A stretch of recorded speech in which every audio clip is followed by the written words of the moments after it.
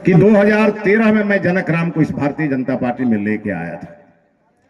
और जब लेके आया तो मैंने उनसे कहा कि आप बसपा से चुनाव लड़ते रह जाओगे, कभी सांसद नहीं बनोगे। आप चलो भारतीय जनता पार्टी में, आपको लड़ाएंगे भी, जिताएंगे भी। गोपालगंज संतोष निराला जी जानते हैं, मैं इनके साथ विधायक था, मैं इनको मजाक में कहता था चलिए गोपालगंज में आपको वहीं से लड़ा के सांसद बनाता हूं। ये मुझे क्या मालूम था कि मुझे ही बक्सर आना पड़ेगा। ये तैयार नहीं हुए और जनक राम जी को हम लोगों ने लोकसभा लड़ाया, 3.5 लाख से जिताया। और जनक राम जी आज बिहार सरकार के मंत्री के रूप में आपके बीच काम कर रहे हैं। कहीं कोई अंतर नहीं है। हम और जनक राम जी एक साथ बैठ के खाते हैं, हम और संतोष निराला जी एक साथ बैठ के खाते हैं। ये तो वही लोग हैं जो लोग संविधान खत्म करने की बात कहने के लिए आपके झोपड़ी आपके घर में आए थे ना, वही लोग कहते हैं कि जीतन राम मांझी जी गए थे ना, तो जब वो पूजा करके आए तो मंदिर धो दिया गया। मैं आपसे पूछता हूं, कौन सा मंदिर है जो दिन में 3 बार नहीं धोया जाता? सुबह में ठाकुर जी का भोग लगता है तब मंदिर धोया जाता है, दोपहर में ठाकुर जी को विश्राम कराया जाता है तब मंदिर धोया जाता है, और रात में ठाकुर जी का भोग लगाया जाता है तब मंदिर धोया जाता है।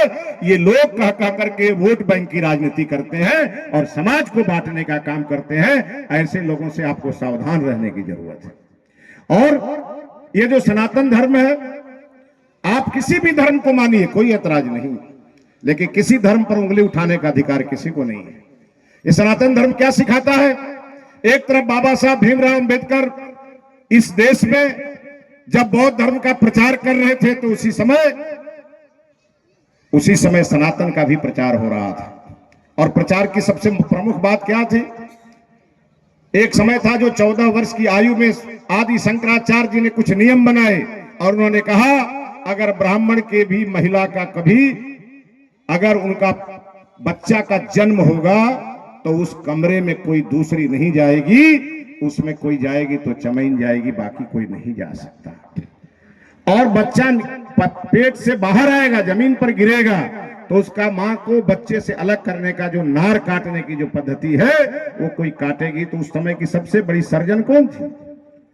चमैन माता थी। और उन्होंने कहा कि जब संस्कार के लिए बच्चा आगे बढ़ेगा तो एक तरफ मां की पूजा करेगा, उसके बाद नार काटने वाली मां की पूजा करेगा। तो हम लोगों के यहाँ मानर की पूजाई होती है कि नहीं होती? और मानर की पूजाई होती है, सब लोग जानता है, कभी कोई दिमाग लगाकर इस पर सोचता नहीं है। हम लोग के यहाँ डाला जाता है, डोम भाई डोम राजा डाला बनाते हैं, उस डाला में सुहाग की चूड़ी रख रख के जाती है। कहां कोई भेदभाव है भाई? हमारे यहाँ जब हिंदू धर्म में कोई ब्राह्मण भी मर जाता है और उसका अंतिम संस्कार होता है नदी के किनारे, तो वहां भी मुखाग्नि देने के लिए अग्नि किससे मांगा जाता है? वही हमारा दलित भाई डोम राजा जो उस घाट पे खड़ा होता है, उससे अनुनय विनय करके लिया जाता है और उस मुखाग्नि से ही मुखाग्नि दिया जाता है। तो कहां समाज में हमारे कोई अंतर था? समाज के हर प्रकार के रीति रिवाज में, चाहे वो ब्राह्मण हो चाहे दलित हो, सबकी भागीदारी बराबर है और सबका महत्व भी बराबर है। इसीलिए आप सबसे आग्रह करने आए कि बाबा साहब भीमराव अम्बेडकर ने सभी समाज को एक रूप में देखा और इसीलिए आज सभी लोग यहां खड़े हैं। मेरा आग्रह होगा शिक्षा को और बढ़ाइए। जब शिक्षा का स्तर बढ़ेगा तो मन के अंदर जो अंधकार है वो अपने आप घटेगा। और जब हम आगे बढ़ेंगे, दुनिया को देखेंगे, तब पता चलेगा कि आज नरेंद्र मोदी जी विकसित भारत का सपना देख रहे हैं। यह सपना कभी विवेकानंद जी ने देखा था और यह सपना कभी बाबा साहब भीमराव अंबेडकर जी ने देखा था और उसको पूरा करने के लिए काम चल रहा है। इसलिए आज के दिन आप सभी को बहुत बहुत बधाई देते हुए हम लोग फिर कभी बैठेंगे, फिर इस पे और चर्चा बढ़ाएंगे, करेंगे।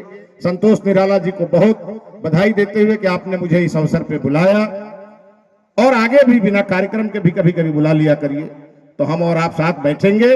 और यहाँ समाज में जो घुसपैठिए कुछ आकर के जब खेल बिगाड़ते हैं मोदी जी नीतीश जी का, उन घुसपैठियों को भी हम लोग ठीक करेंगे और उनको भी रास्ता पर सही दिशा में ले आएंगे।